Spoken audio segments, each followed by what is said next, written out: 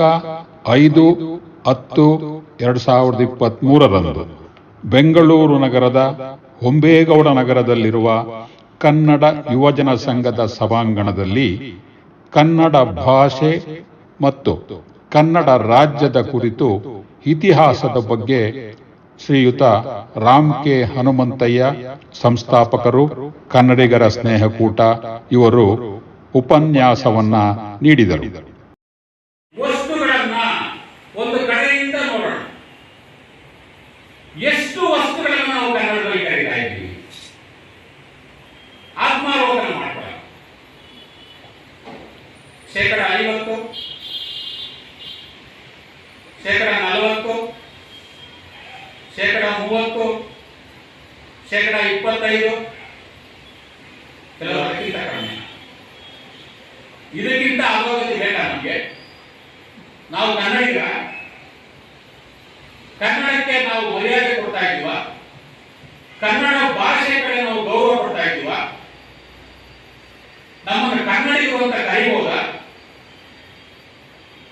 ಯೋಚನೆ ಮಾಡಬೇಕಲ್ಲ. ನಾವು ಗೋಗುಡಿ ಅಂತ ಕರೀತಾ ಇದ್ದೀವ, ಕಟ್ಟೆ ಅಂತ ಕರೀತಾ ಇದ್ದೀವ, ಬಿಳಿಯನ್ನ ಅಂತ ಕರೀತಾ ಇದ್ದೀವ, ಹುರುಳಿಕಾಯಿ ಅಂತ ಕರೀತಾ ಇದ್ದೀವ, ಹಾಗಲಕಾಯಿ ಅಂತ ಕರೀತಾ ಇದ್ದೀವ, ಮೂಲಂಗಿ ಅಂತ ಕರೀತಾ ಇದ್ದೀವ, ಲೋಟ ಅಂತ ಕರೀತಾ ಇದ್ದೀವ, ಚಮಚ ಅಂತ ಕರೀತಾ ಇದ್ದೀವ, ಪಲ್ಯ ಅಂತ ಕರೀತಾ ಇದ್ದೀವ, ಸಾರು ಅಂತ ಕರೀತಾ ಇದ್ದೀವ, ಮೊಸರು ಅಂತ ಕರೀತಾ ಇದ್ದೀವ. ಎಲ್ಲ ಕಳ್ಕೊಂಡ್ಬಿಟ್ವಲ್ಲ ನಾವು, ನಮ್ಮ ಭಾಷೆ ಕಳ್ಕೊಂಡ್ಬಿಟ್ವಲ್ಲ ನಾವು. ಮತ್ತೆ ಯಾರು ಬಳಸ್ಬೇಕದನ್ನ? ಯಾರು ಬಳಸ್ಬೇಕದನ್ನ? ನಾವೇ ಬಳಸ್ಬೇಕು. ಕನ್ನಡಿಗರಿಗೆ ಕನ್ನಡದ ನಾಡು ಕರ್ನಾಟಕ ಬಿಟ್ಟು ಬೇರೆ ಎಲ್ಲೂ ಜಾಗ ಇಲ್ಲ, ಬೇರೆ ಎಲ್ಲೂ ಜಾಗ ಇಲ್ಲ. ನಮ್ಮ ಭಾಷೆ ನಮ್ಮ ಕಿವಿ ಕೇಳಬೇಕು ಅಂದ್ರೆ ನಮ್ಮ ಕರ್ನಾಟಕದಲ್ಲೇ. ತಮಿಳುನಾಡಿಗೆ ಹೋಗಿ ಯಾರಿಗಾದ್ರೂ ವಿಳಾಸ ಕೇಳಿ, ನೇರ ಪೋಯ ಅಂತ ಹೇಳ್ತಾರೆ, ತೆರಿಯಾದ ಪೋಯ ಅಂತ ಹೇಳ್ತಾರೆ. ಯಾವುದೇ ರಾಜ್ಯಕ್ಕೆ ಹೋಗಿ ನೀವು ಬಿಟ್ಕೊಡಲ್ಲ, ಅವ್ರ ಭಾಷೆ ಬಿಟ್ಕೊಡಲ್ಲ ಅವರು. ಬಟ್ ನಾವ್ಯಾಕೆ ಹೀಗೆ? ಇಂಥ ಸ್ಥಳದಲ್ಲಿ ಇಂಥ ಕನ್ನಡ ಚಟುವಟಿಕೆ ನಡೀತಾ ಇರುವಂತ ವ್ಯಕ್ತಿ ಇರುವಂತ ಸಂದರ್ಭದಲ್ಲಿ ನಾವೆಲ್ಲ ಯಾಕೆ ಈ ರೀತಿ ಆಗಿದ್ದೀವಿ? ಮತ್ತೆ ಅವ್ರಿಗೇನು ಬೇಕಾಗಿತ್ತು? ಬನ್ನಿ ರಾಜೇಶ್, ಯಾಕೆ ಬೇಕಾಗಿತ್ತು ಅವರಿಗೆ? ಅವ್ರನ್ನ ನಾವು ಯಾವ ಸ್ಥಾನದಲ್ಲಿ ಇರಿಸಬೇಕು? ಮತ್ತೆ ಒಂದು ಘಟನೆ ನಾನು ನಿಮ್ಮ ಹತ್ರ ಹಚ್ಕೋಬೇಕಾಗಿದೆ. 2008 ಅಥವಾ 2009 ಇಸ್ವಿ ಅಂತ ಕಾಣುತ್ತೆ. ಇದೇ ರೀತಿ ಉಪನ್ಯಾಸ ಕೊಡೋದಕ್ಕೆ ಬಂದಿದ್ದೆ ನಾನು. ಅವಾಗ ಉಪನ್ಯಾಸ ಕೊಟ್ಟು ಅಣ್ಣವರ ಹತ್ರ ಮಾತಾಡಿದೆ. ನಮ್ಮದು ಕನ್ನಡಿಗರ ಸ್ನೇಹಕೂಟ ಅಂತ ಸಂಸ್ಥೆ ಇದೆ. ಆ ಸಂಸ್ಥೆ ವಾರ್ಷಿಕೋತ್ಸವವನ್ನು ನಾನು, ಅದು ಉದ್ಘಾಟನೆ ಆಗಿದ್ದು ಮಾಸ ಹಿರಣ್ಣಯ್ಯ ಕಡೆಯಿಂದ, ನ್ಯಾಯಮೂರ್ತಿ ಲೋಕಾಯುಕ್ತ ವೆಂಕಟಾಚಲಯ್ಯ ಅವರಿಂದ.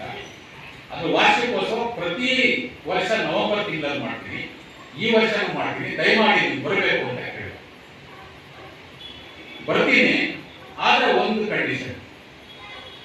ಏನಾದ್ರು ಒಂದು ಕಂಡೀಷನ್ ಅಂದ್ರೆ, ನನ್ನ ಯಾವುದೇ ಕಾರಣಕ್ಕೂ ನನ್ನ ಹೆಸರು ಹೇಳಬಾರ್ದು, ವೇದಿಕೆಗೆ ನನ್ನನ್ನ ಕರಿಬಾರ್ದು. ನಮ್ಮ ಸಮಾಜ ಯಾವ ರೀತಿ ಇದೆ ಅಂದ್ರೆ, ನಾನು ಬಂದ್ರೆ ಏನ್ ಕೊಡ್ತೀರಿ, ನೀವು ಬಂದ್ರೆ ಏನ್ ತರ್ತೀರಿ, ಇಂಥ ಕಾಲ. ಮತ್ತೆ ಲಾಭದಾಯಕವಾದ ವಿಚಾರವನ್ನ ಚಿಂತೆ ಮಾಡುವಂತ ಕಾಲ. ನಾನು ಬಂದ್ರೆ ಏನ್ ಕೊಡ್ತೀರಿ, ನೀವು ಬಂದ್ರೆ ಏನ್ ತರ್ತೀರಿ. ಮತ್ತೆ ನಾವು ಈ ಕೊರೋನಾ ಬಂದಾಗೆಲ್ಲ ನೋಡಿದೀವಿ. ಇಲ್ಲ, ಅನ್ನ ಕೊಡುವಾಗ, ಮತ್ತೆ ಬೇರೆ ಧಾನ್ಯಗಳು ಕೊಡುವಾಗ, ಬಟ್ಟೆ ಕೊಡುವಾಗ, ಬರೆ ಕೊಡುವಾಗ ಫೋಟೋ ತಗೊಂಡು ಅದನ್ನ ವಾಟ್ಸ್ಆಪ್ ಅಲ್ಲಿ, ಫೇಸ್ಬುಕ್ ಅಲ್ಲಿ, ಪೇಪರ್ಗಳಲ್ಲಿ ಫೋಟೋ ಹಾಕಿ, ಇನ್ನು ಅದು ಗತಿನೇ ಇದೆ ಅನ್ನೋ ಒಂದು ಬಾಳೆಯನ್ನು ಕೊಟ್ಟು ಹಾಕೊಂಡು ಫೋಟೋ ತಗೊಂಡು ಅದನ್ನ ವಾಟ್ಸ್ಆಪ್ ಗ್ರೂಪ್ ಅಲ್ಲಿ ಹಾಕೋದು, ಫೇಸ್ಬುಕ್. ಇಂಥ ಪ್ರಚಾರವಿರುವಂತಹ ಈ ಸಮಾಜದಲ್ಲಿ ಇಷ್ಟೊಂದು ದೊಡ್ಡ ಮಟ್ಟದಲ್ಲಿ ಅರ್ಥಪೂರ್ಣವಾದ ಕನ್ನಡದ ಕೆಲಸವನ್ನು ಮಾಡ್ತಾ ಇರುವಂತಹ ಇಂಥ ಮೇರು ಪರ್ವತದ ಕನ್ನಡದ ವ್ಯಕ್ತಿತ್ವ ಇರುವ ವ್ಯಕ್ತಿ ಪ್ರಚಾರನೇ ಕಲಿಸಲ್ಲ ಅಂತಂದ್ರೆ ಇವ್ರಿಗೆ ಯಾವ ರೀತಿ ನಾವು ಸ್ಥಾನ ಕೊಡಬೇಕು? ಇವತ್ತು ನೋಡಿ, ಎಲ್ಲ ಈ ಕನ್ನಡದ ಸಾಹಿತ್ಯದ ಹೋರಾಟಗಾರರು ಇವನ್ನೆಲ್ಲ ಪೂಜೆ ಮಾಡ್ತಾ ಇದ್ದೀವಿ. ಅವರು ಅದಕ್ಕೆಲ್ಲ ಅವಕಾಶ ಮಾಡಿಕೊಟ್ಟಿದ್ದಾರೆ. ಎಲ್ಲರ ಹೆಸರು ಹೇಳೋದು ಬರಲ್ಲ ನಮಗೆ. ಒಂದು 25%-50% ಹೆಸರು ಬರಬಾರದು. ಅವ್ರನ್ನೆಲ್ಲ ಮಾರ್ಗದರ್ಶಕರಾಗಿ ಇಟ್ಟಿದ್ದಾರೆ. ಅಂತ ವ್ಯಕ್ತಿತ್ವ ಇರೋನ್ನ ಇಂಥ ಪ್ರಚಾರವನ್ನೇ ಬಯಸದಂತಹ ವ್ಯಕ್ತಿಗಳು ಈ ಸಮಾಜದಲ್ಲಿ ಸಿಗೋದು ವಿರಳ ವಿರಳ ವಿರಳ, ಅದರಲ್ಲಿ ಅಪರೂಪದಲ್ಲಿ ಇವರು. ಅಂತರಲ್ಲಿ ಇಂತಹ ಸಂದರ್ಭದಲ್ಲಿ ಈ ಕನ್ನಡತನವನ್ನು ಉಳಿಸೋದಕ್ಕೆ ವ್ಯವಸ್ಥೆ ಮಾಡ್ತಾ ಇರುವಂತಹ ಇಂತಹ ವ್ಯಕ್ತಿತ್ವ ಇರುವಂತಹ ಸಮಾಜದಲ್ಲಿ ನಾವು ದಿನನಿತ್ಯ ಕನ್ನಡ ಭಾಷೆಯನ್ನ ಬಳಸೋದಕ್ಕೆ ಯಾಕೆ ತಾರತಮ್ಯ ಮಾಡ್ತಾ ಇದ್ದೀವಿ, ಯಾಕೆ ಉದಾಸೀನ ಮಾಡ್ತಾ ಇದ್ದೀವಿ, ಯಾಕೆ ಕನ್ನಡದ ಭಾಷೆಗೆ ಅನ್ಯಾಯವನ್ನು ಮಾಡ್ತಾ ಇದ್ದೀವಿ, ಅಗೌರವವನ್ನು ತೋರ್ತಾ ಇದ್ದೀವಿ? ಇದು ನಮಗೆ ಶ್ರೇಯಸ್ಸ? ಇದನ್ನ ಅವಲೋಕನ ಮಾಡಬೇಕು. ಅದಕ್ಕೋಸ್ಕರ ಇಂತಹ ಭಾಷೆಯನ್ನ ದೇವರು ನಮಗೆ ಮಾತಾಡಲಿಕ್ಕೆ ಕೊಟ್ಟಿದ್ದಾನೆ, ಆ ಶಕ್ತಿ ನಮ್ಮಲ್ಲಿದೆ, ನಾವು ಅದರ ಋಣವನ್ನ ತೀರಿಸಬೇಕಾಗಿದೆ. ಅದಕ್ಕೋಸ್ಕರ ಇಂತಹ ಅಮೂಲ್ಯವಾದ, ಅಮೋಘವಾದ, ಅದ್ಭುತವಾದ ಕನ್ನಡ ಭಾಷೆಯನ್ನ ಪ್ರತಿದಿನ ಎಷ್ಟು ಸಾಧ್ಯವೋ ಅಷ್ಟು ಸ್ವಚ್ಛವಾಗಿ, ಎಷ್ಟು ಸಾಧ್ಯವೋ ಅಷ್ಟು ಮಡಿವಂತಿಕೆ ಬೇಕಾಗಿಲ್ಲ. ಕನ್ನಡ ಭಾಷೆ ಬಳಸೋದಕ್ಕೆ ಮಡಿವಂತಿಕೆ ಬೇಕಾಗಿಲ್ಲ. ಅವ್ರು ತಪ್ಪು ಮಾತಾಡಲಿ, ಪರವಾಗಿಲ್ಲ.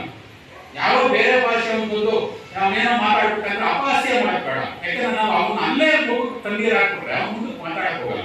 ಅದಕ್ಕೋಸ್ಕರ ಅವನ್ನ ಅಪಹಾಸ್ಯ ಮಾಡಬೇಡ. ನಮ್ಮಲ್ಲೇ ಅಷ್ಟೇ, ನಮ್ಮಲ್ಲಿ ಯಾವುದೋ ಒಂದು ವಸ್ತುವಿನ ಭಾಷೆ ನಾವು ಕನ್ನಡದಲ್ಲಿ ಉಚ್ಚಾರಣೆ ಮಾಡಕ್ ಬರಲ್ಲ ಅಂದ್ರೆ ತೊಂದರೆ ಇಲ್ಲ, ಮಡಿವಂತಿಕೆ ಬೇಡ ನಮಗೆ. ಎಷ್ಟು ಸಾಧ್ಯವೋ ಅಷ್ಟು ಕನ್ನಡ ಭಾಷೆಯನ್ನ ಬಳಸೋದಕ್ಕೆ ಯಾಕೆ ಪ್ರಯತ್ನ ಮಾಡಬಾರ್ದು, ಯಾಕೆ ಅಭ್ಯಾಸ ಮಾಡ್ಕೋಬಾರ್ದು? ಮತ್ತೆ ನಮ್ಮ ಮಕ್ಕಳಿಗೆ ಇವತ್ತು ಮಮ್ಮಿ ಅಂತ ಡ್ಯಾಡಿ ಅಂತ ನಾವು ಹೇಳ್ಕೊಡ್ತೇವೆ. ಕೆಲವು ಶಾಲೆಗಳಲ್ಲಿ